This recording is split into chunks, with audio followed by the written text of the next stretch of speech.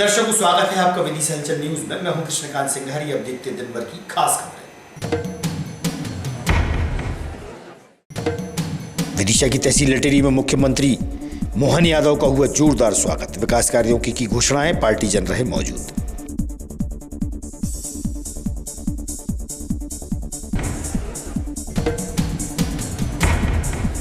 सुंदर व आकर्षक फूलों की महक व हरियाली से आच्छादित माधव राजीव उद्यान का बना हुआ है रमणीय वातावरण। सुबह शाम शहर को जाती है आवाम।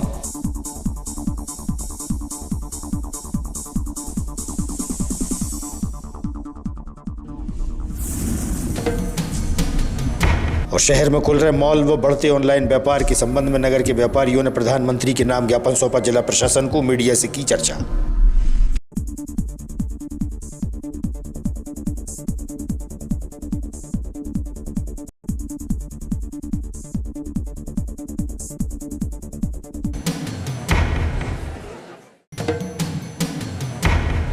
अब खबर विस्तार से। शहर के एकमात्र माधव राजीव उद्यान चहुओर फूलों की महक व हरियाली से आच्छादित नजर आता है। वही सुंदर व आकर्षक माधव उद्यान का रमणीय वातावरण निहारने व घूमने के लिए शहर की आवाम पहुंचती है। हरे भरे पेड़ पौधे व फूलों की महक लोगों को यहां बरबसी खींच लाती है। राजीव उद्यान में लगे गुलाब की फूलों की महक अब प्रदेश में भी महकेगी, देखरेख कर रहे नगर पालिका के अधिकारी ने बताया।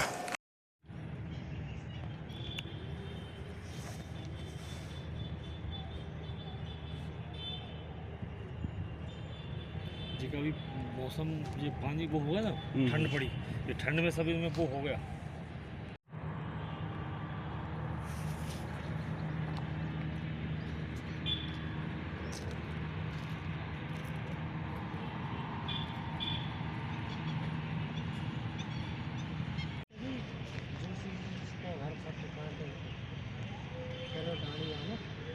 हाँ हाँ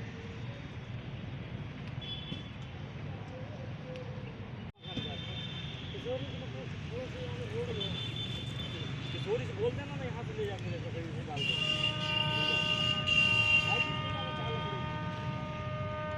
मैं बोल दूँ, मैं बोल दूँ, ठीक है, मैं बोल दूँगा उससे।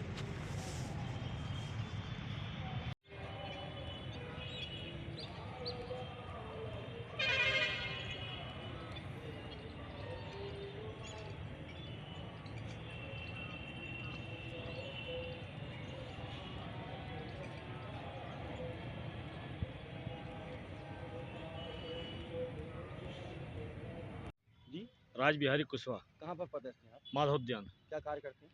जी इसका देखभाल करते हैं माधव उद्यानों का। माधव उद्यान राजीव जी, उद्यान। यहाँ पर जो फूल खिल रहे हैं गुलाब के, ये फूल की खुशबू आप कहाँ महकेगी, कुछ पता कुछ? ये तो भोपाल ले जाने थी, लेकिन अभी तो कोई खबर नहीं आई वहाँ से। नहीं, पहले भी विदिशा के हाँ, फूल विदिशा के पहले कई बार 10-12 साल हमने लगातार भोपाल से प्रथम प्राइज लेके आए विदिशा के लिए। इस बार भी क्या अगर जैसे लगती तो क्या हाँ, उम्मीद तो है? उम्मीद है फूल अच्छे हमारे आए हुए हैं माधव जी से। कुशाभाऊ ठाकरे खेल मैदान में चल रही कनारा क्रिकेट प्रतियोगिता के चलते देश भर की क्रिकेट टीमें खेलने आई है। क्रिकेट खिलाड़ियों द्वारा प्रदर्शन किया जा रहा है। प्रतियोगिता के आयोजक ने दी जानकारी। ये श्रृंखला जी क्या कहने, इन्होंने तो दिल जीते यहाँ पे हमारे सभी खेल प्रेमियों के। क्या ताबड़तोड़ पारी खेली थी 80 रनों की। व्यक्तिगत स्कोर पर बल्लेबाजी कर रहे हैं। शानदार मुकाबला चलता होगा यहाँ पर। भारत माता की। सभी अतिथि हमारे खिलाड़ियों से परिचय प्राप्त करेंगे।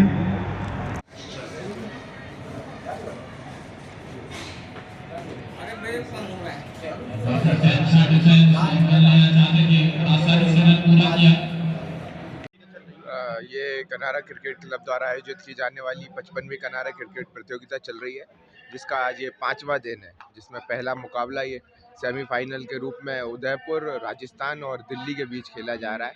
वहीं दूसरा मुकाबला जम्मू कश्मीर और नागपुर के बीच खेला जाएगा। इस प्रतियोगिता के बारे में और थोड़ी जानकारी दे दें। बिल्कुल, ये एक अखिल भारतीय स्तर की प्रतियोगिता है। कनारा क्रिकेट क्लब विगत 55 सालों से विदिशा में एक ऐतिहासिक प्रतियोगिता करा रहा है, जिसमें पूरे प्रोफेशनल्स खिलाड़ी हिस्सा ले रहे हैं देश भर के, जिसका प्रथम पुरस्कार 1.5 लाख रुपए और द्वितीय पुरस्कार 1 लाख रुपए के साथ कई व्यक्तिगत पुरस्कार भी दिए जा रहे हैं। वर्मा कनारा क्रिकेट क्लब के अध्यक्ष। किस तरह की प्रतियोगिता चल रही है, कहाँ पर चल रही है और क्या उद्देश्य है इसका? ये कनारा 55वीं कनारा क्रिकेट टूर्नामेंट है और यहाँ पे पूरे प्रदेश में अपने पूरे हिंदुस्तान की टीमें आई हैं और अभी वर्तमान में जो मैच चल रहा है दिल्ली और बंडर सीमेंट राजस्थान के बीच मैच चल रहा है और ये परंपरा पिछले 55 साल से हो रही है प्रतियोगिता। तो यहाँ पे क्रिकेट का अच्छा माहौल है और यहाँ पे जितने भी कनारा क्रिकेट सदस्य हैं सबके द्वारा ये ग्राउंड सुजित किया गया है और यहाँ पे पिछले 5 साल से यहाँ पे टीमों को जैसे IPL में टीम खरीदते हैं वैसे एक एक ऑनर टीमों के दिए गए हैं। जैसे हमारे साथ अभी विकास तिवारी खड़े हैं और लोग हैं, तो ये कि हर आदमी एक टीम का ऑनर है। तो ये भी इस तरह मिलकर क्लब को सहयोग करते हैं। तो आज किन किन के बीच में हुआ है मैच? अभी ये दिल्ली और बड़ौदा राजस्थान बंडर सीमेंट के बीच में मैच हो रहा है, सेमीफाइनल मैच है ये ग्रुप। मैं विकास तिवारी यहाँ पे सागर गोल्ड टीम से ओनर हूँ यहाँ पे और यहाँ 55 वर्षों से कनारा क्रिकेट टीम यहाँ पे मैच खिला रही है और बहुत शानदार जो भी यहाँ पे जीतता है उसे हम 1 लाख रुपए फर्स्ट प्राइज और सेकंड 50,000 रुपये और बाकी हम सबको सीट बांटते हैं। शहर में बढ़ते ऑनलाइन व्यापार और खुल रहे मॉल के संबंध में विदिशा व्यापार महासंघ की टीम ने प्रधानमंत्री के नाम ज्ञापन जिला प्रशासन को सौंपा है। भारतीय उद्योग व्यापार मंडल के प्रदेश अध्यक्ष राजेश जैन ने बताया। वहीं SDM से हुई चर्चा। तो हम इसमें कुछ कानून बनवाना चाह रहे हैं माननीय नरेंद्र मोदी जी से, 2-3 पॉइंट आपको पढ़ के बता दूँगा। मैं राजेश जैन, प्रदेश अध्यक्ष भारतीय उद्योग व्यापार मंडल मध्य प्रदेश। किस संबंध में ज्ञापन सौंपा है? जिस तरह से पिछले कई दिनों से ई-कॉमर्स कंपनियां और बड़े बड़े मॉल जो कि छोटे छोटे शहरों में भी खुलने लगे हैं, उससे एक जो हमारी अर्थव्यवस्था थी, जो भारत की एक परंपरा थी कि बाज़ार में आदमी जाते थे, सामान खरीदते थे, उनके आपस में एक रिश्ते भी होते थे। हमारी एक दुकान पे कम से कम 4 से 6 मजदूर काम करते थे। ऐसे एक दुकान के माध्यम से 8 से 10 परिवारों का खर्चा चलता था। लेकिन जब से ये ऑनलाइन कंपनियां और ये माल संस्कृति बाज़ार में आई है, एक तो ये सस्ता सामान बेचते हैं। सस्ता सामान बेचने की वजह ये है कि ये इनका सिंगल पॉइंट खरीद होती है जिसके उनको सस्ता मिलता है। तो आज हमने माननीय नरेंद्र मोदी जी को एक ज्ञापन दिया है कि जिस तरह के MRP पे कानून है कि आप इससे ज़्यादा नहीं बेच सकते, तो एक नया कानून भी बनना चाहिए कि आप इससे कम भी नहीं बेच सकते। अगर वे स्वस्थ मुकाबला करेंगे तो हमारे व्यापारी कमज़ोर नहीं है, हम उनसे मुकाबला करने तैयार हैं। लेकिन जिस तरह वो चीज़ों को अपने दूसरे ब्रांड करके उनमें अच्छी कमाई करके दूसरी चीज़ सस्ता बेच देते हैं, तो हम कंपटीशन तैयार हैं। लेकिन MRP का कानून जिस तरह उस तरह से कह रहा हूँ कि जिस तरह से MRP का कानून है कि इससे ज़्यादा में आप नहीं बेच सकते, उस तरह से MSP न्यूनतम का भी कानून चाहिए कि इससे कम में नहीं बेच सकते आप। मॉल भी बंद हो रहा है, कुछ मॉल बंद हो चुके हैं, ये भी तो एक बड़ा पॉइंट है। नहीं, वो माल इसलिए बंद हो रहे हैं कि उन्होंने वो क्वालिटी नहीं बेची। अगर वो क्वालिटी बेच रहे होते तो माल बंद नहीं होते ना। हमारा दुकानदार क्वालिटी बेच रहा है और ऐसा नहीं, आप कभी देखोगे इन मालों में क्वालिटी का भी एक बहुत बड़ा फर्क होता है। व्यापार महासंघ के द्वारा ज्ञापन सौंपा है, किस संबंध में सौंपा है, आपके द्वारा क्या प्रयास किया जाएगा?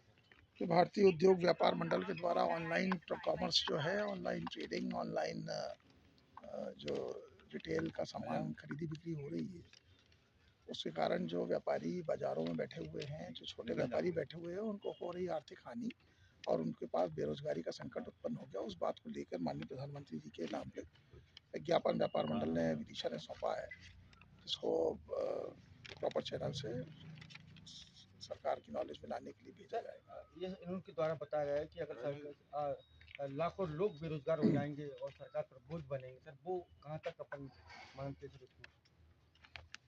वो आमतौर पे व्यापार जो है वो बाज़ार में और जहाँ पे व्यापार स्थल थे वहाँ पे हुआ करता था। हम लोग हाट बाज़ारों को जानते थे और सप्ताह के कई दिनों में बाज़ार भरते थे, साथ में त्योहारों के दिन भी बाज़ार बहुत सारे होते थे। संभवतः व्यापारियों को इस बात का अंदेशा है। वैसे सरकार ने जो भी काम की हुई वो सोच समझ के करी हुई है, ऐसी स्थितियाँ पैदा नहीं होंगी, लेकिन फिर भी चूंकि उनकी संभावना है, इससे शासन को अवगत करा दी। एक चौंकाने वाली खबर सामने आई है। आपको बता दें कि एक पिता अपने पुत्र की सजा के दौरान जेल में बिताए 5 वर्ष के दौरान काम के बदले 10 रुपये प्रतिदिन के हिसाब से कार्य किया गया था। सरकार द्वारा कार्य के बदले कुछ पैसा दिया जाता है। उक्त राशि पाने के लिए पिता भटक रहा है। पिता ने बताया कि 7 वर्ष की सजा पुत्र को हुई थी, 2 साल माफ़ कर दिए गए। 5 वर्ष की जेल में सजा के चलते काम की राशि नहीं मिल रही। कारण बताया कि आधार कार्ड लिंक नहीं हो रहा, जिससे जेल में काम करने का पैसा पुत्र को नहीं मिल पा रहा।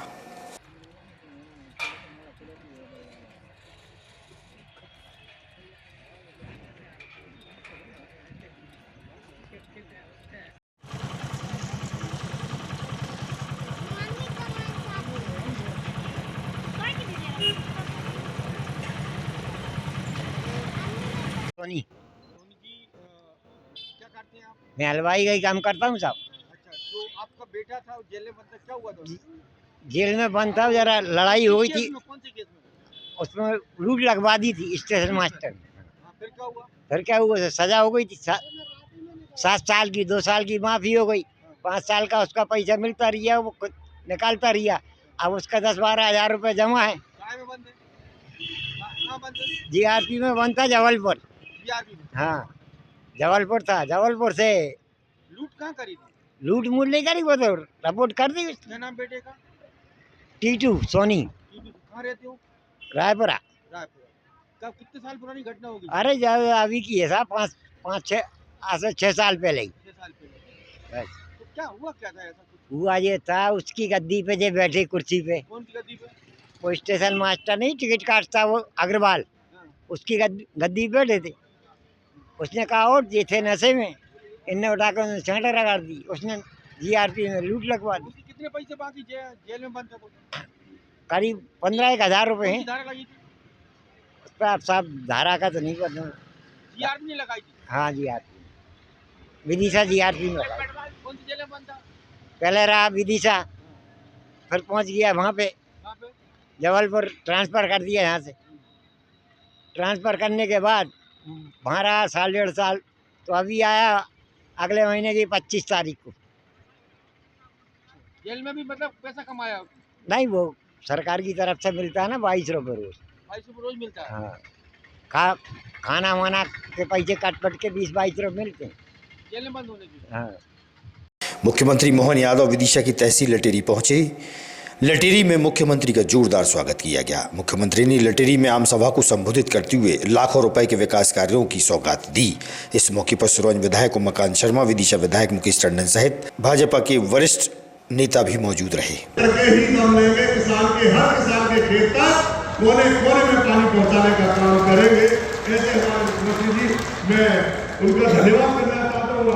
आप लोगों ने 2 दिन से मुझसे को मांग रख रहे थे, मैं वो जरूर माननीय मुख्यमंत्री जी को ध्यान में भी लाना चाहता हूँ।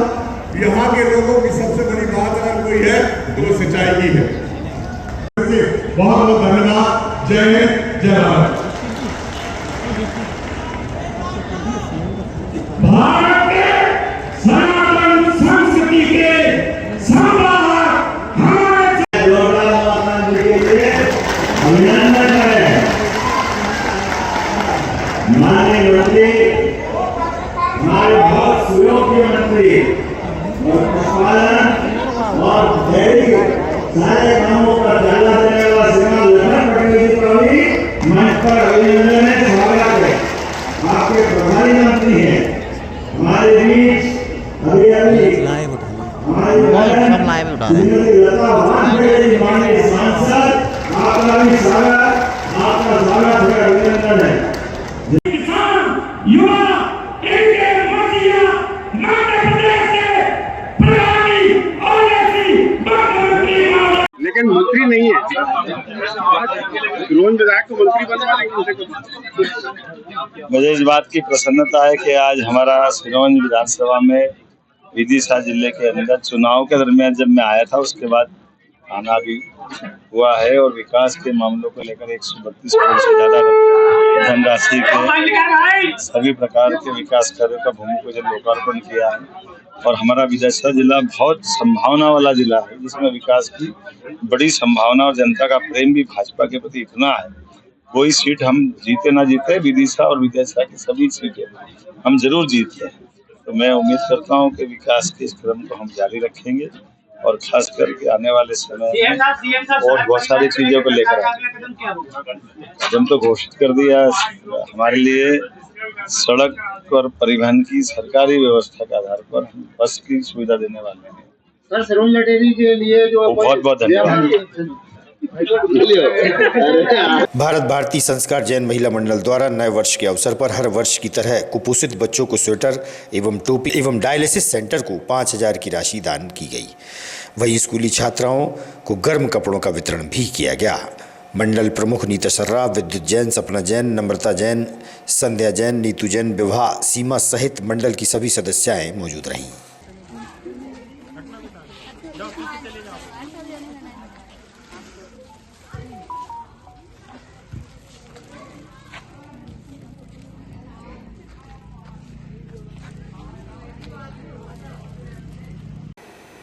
आज की खबरों को देते ही पर विराम। आगामी खबरों के लिए आप देखते रहिएगा विदिशा न्यूज। रहिए अपडेट।